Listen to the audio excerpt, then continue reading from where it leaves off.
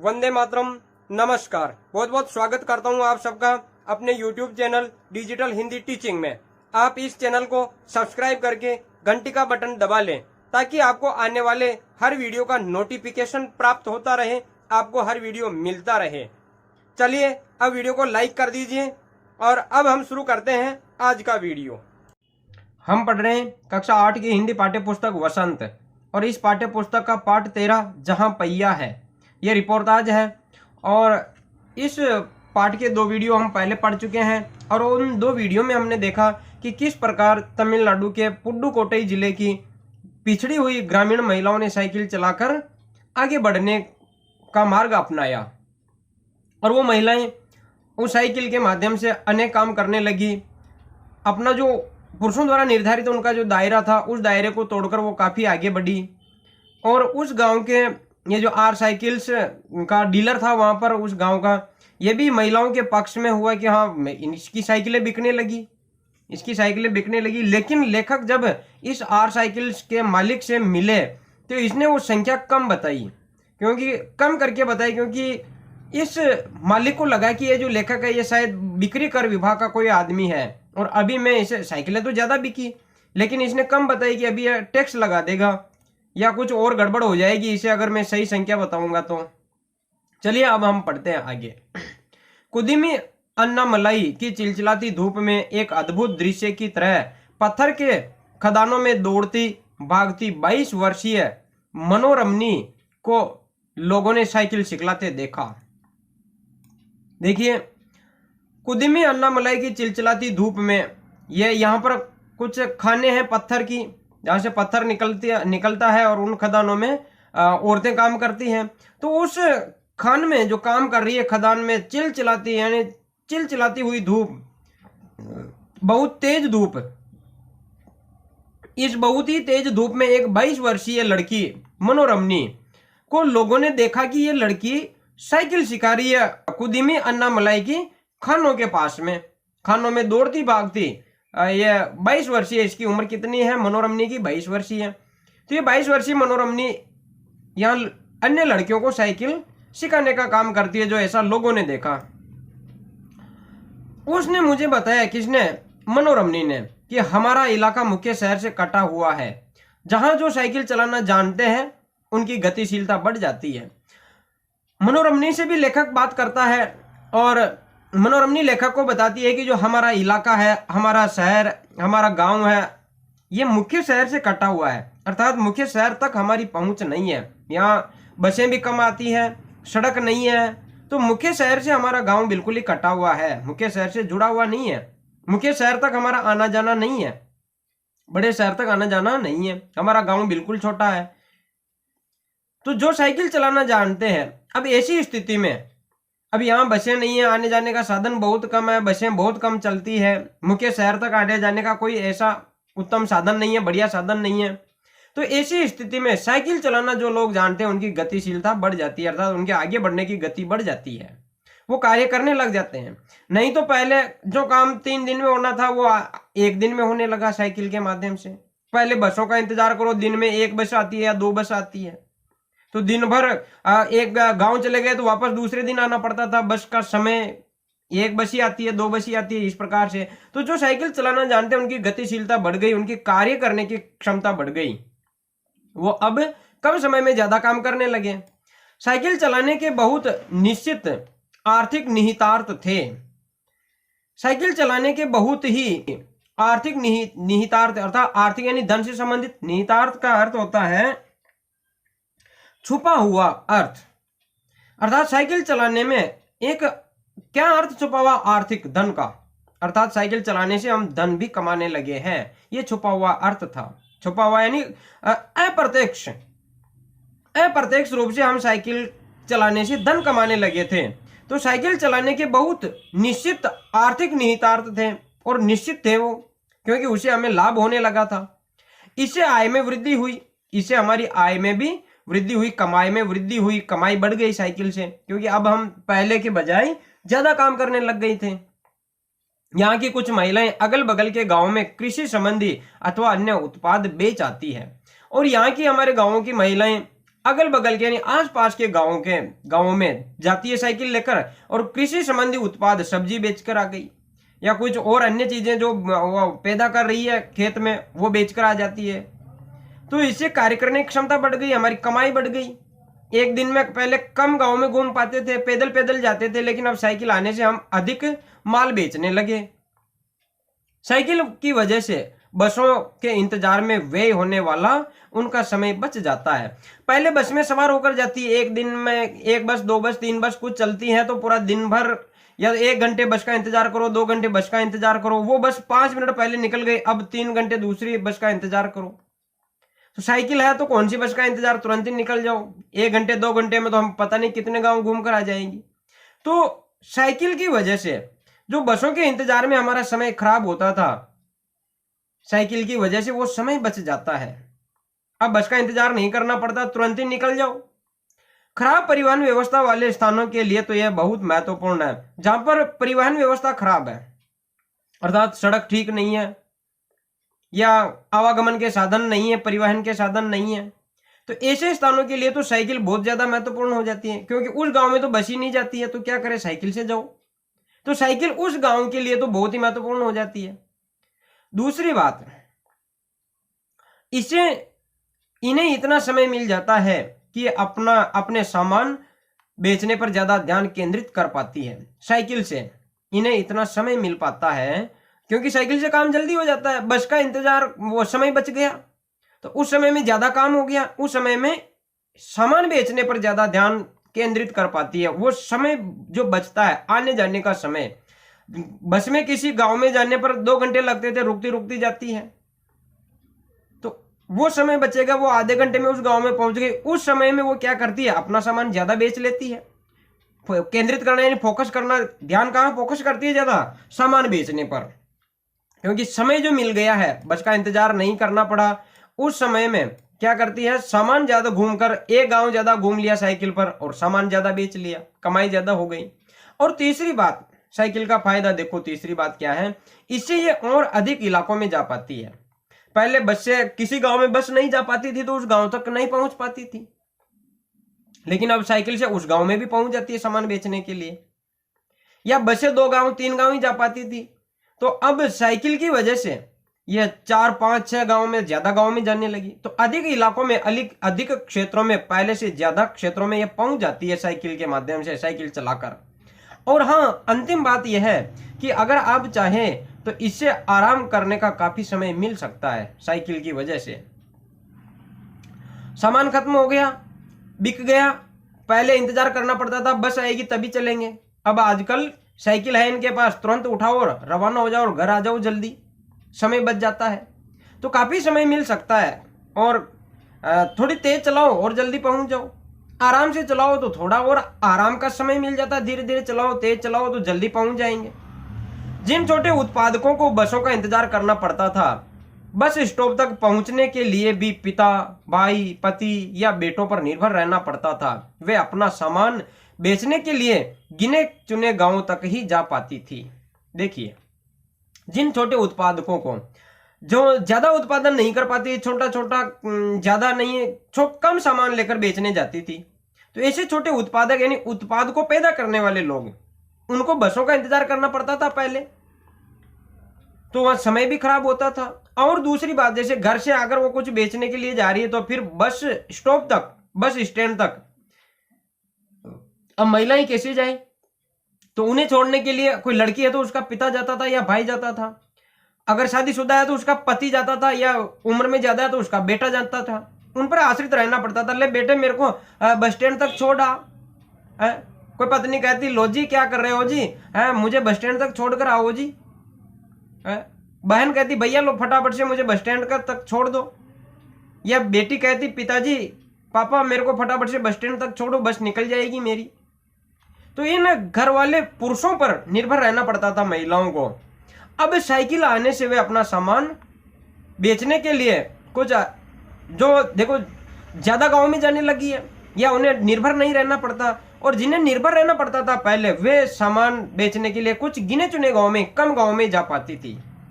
भाई साइकिल लेकर वो बस स्टैंड छोड़ने जाएंगे, अभी रुको मेरे पास समय नहीं है, थोड़ी देर बाद छोड़ूंगा, या वहां जाते बस का इंतजार करना पड़ता था, तो कुछ कम गाँव में पहुंच पाती थी, क्योंकि उन्हें निर्भर रहना पड़ता था, वो छोड़ेंगे तब जाएगी।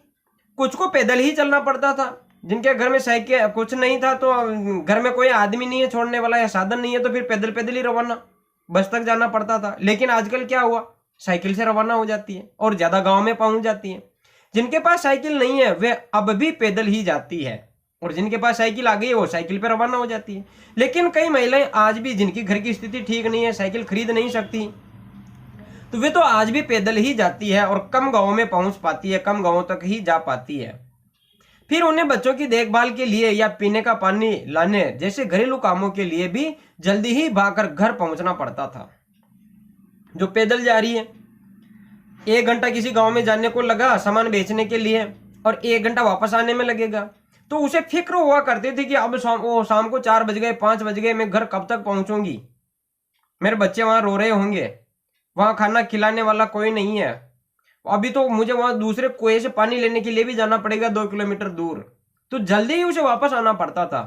तो घरेलू काम के लिए कौन से काम, जैसे बच्चों की देखभाल करने के लिए, या दूर से पीने का पानी लाने के लिए, या घर में और भी कोई काम हो, जैसे जानवरों का, मुझे तो गोबर ही डालना है, जानवरों को पानी पिलाना है, तो जल्दी आना पड़ता था। घर में कोई काम करने वाला नहीं है तो उन्हें भागकर बहुत जल्दी आना पड़ता था। और हम जो साइकिल लेकर जाती है तो उन्हें यह समय क्या करता है, बच जाता है। अब जिनके पास साइकिल है वो सारा काम बिना किसी दिक्कत के कर लेती है। पहले जिनके पास साइकिल नहीं है उन्हें दिक्कत आ रही थी, जल्दी भागती है, पैदल पैदल जाती है, या है घर में तो फिर चलाना नहीं जानती, तो पुरुषों पर निर्भर रहना पड़ता था। और अब जो साइकिल चलाना जानती है, जिनके पास साइकिल है, वे अपने घर का सारा काम, जैसे बेचकर आना, सामान बेचकर आना, रास्ते में आना जाना, इनमें अब बिना दिक्कत के वो सारा काम कर लेती है, उन्हें कोई परेशानी, कोई दिक्कत नहीं होती है। इसका अर्थ यह हुआ कि अब आप किसी सुनसान रास्ते पर भी देख सकते हैं कि कोई युवा माँ साइकिल पर आगे अपने बच्चे को बैठाए पीछे करियर पर सामान लादे जा रही है। अब देखो इसका मतलब क्या हुआ कि बहुत ज्यादा महिलाओं ने साइकिल चलाना सीख लिया और उनके पास साइकिल है। तो अब आप जो, जहां पहले सुनसान रास्ते पर कोई नहीं जाती थी, महिलाएं पैदल पैदल जा रही और सुनसान रास्ते पर, तो उन्हें डर रहता था, पता नहीं कोई लूट ले, क्या कर ले। तो ऐसे सुनसान रास्तों पर भी अब साइकिल लेकर युवा माँ यानी जवान माँ, वह भी साइकिल पर अपने बच्चे को आगे बिठाकर और पीछे करियर पर सामान लादकर जा रही है। ये आप अब अक्सर देख सकते हो। यहाँ के गांव में, यहाँ के सुनसान रास्तों पर भी आपको दिख जाएगी युवा माँ जो पैदल पैदल जाने से पहले कतराती थी, ऐसे सुनसान रास्तों पर अब वो साइकिल लेकर अपने बच्चे को साथ लेकर भी आपको नजर आ जाएगी साइकिल पर। वह अपने साथ पानी से भरे 2 या 3 बर्तन लिए अपने घर या काम पर जाती देखी जा सकती है। ऐसे सुनसान रास्तों पर अब दिखने लगी है, पहले नहीं जाती थी। और अपने साइकिल के पीछे जो स्टैंड लगा होता है सामान रखने का, वो कैरियर, पीछे के कैरियर, उस पर सामान लाद कर जा रही है, या पानी के 2-3 बर्तन भरकर लेकर आ रही है। स्टील के बर्तन है वो पीछे बांध लिए और साइकिल पे भर के लेकर आ रही है। ऐसे काम करती हुई महिलाएं दिख जाएगी। या तो कोई भरने जा रही है, कुछ महिलाएं भरकर आ रही है, 2-3 बर्तन लिए, या तो घर से जा रही है या कोई घर आ रही है भरकर। अब आपको ये महिलाएं इस प्रकार का काम करते हुए दिखाई दे जाएगी, क्योंकि आम बात हो गई है साइकिल चलाना। पहले नहीं चलाती थी, लेकिन अब क्या हो गया, आम बात हो गई है, अब चलाती है महिलाएं।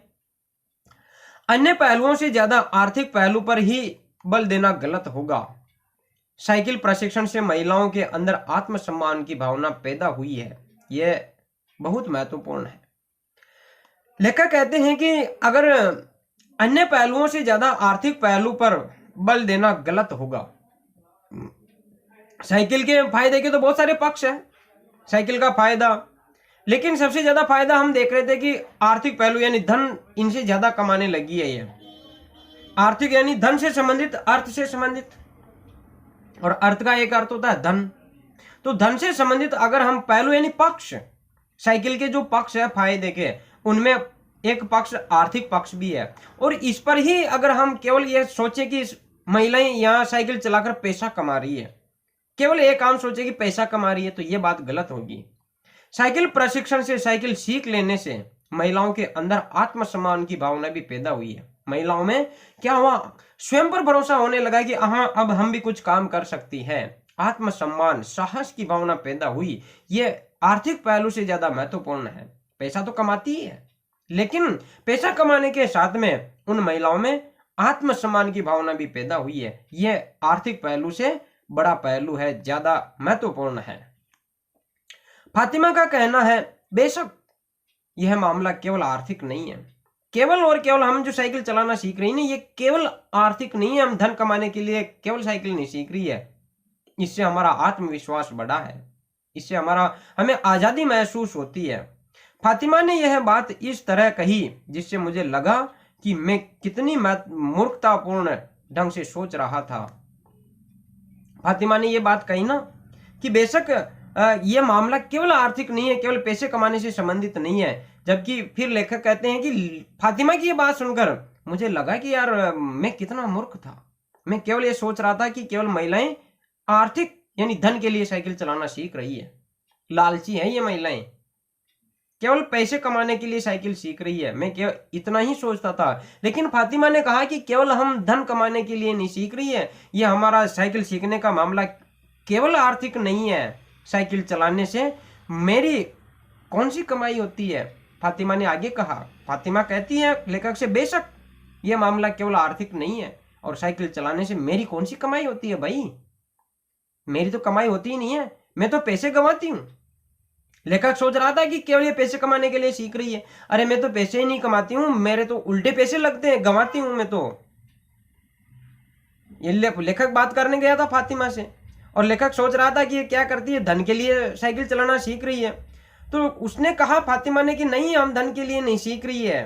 तो उसे लगा कि यार मैं गलत सोच रहा था, मैं मूर्खतापूर्ण ढंग से सोच रहा था, मैं तो गलत सोच रहा था।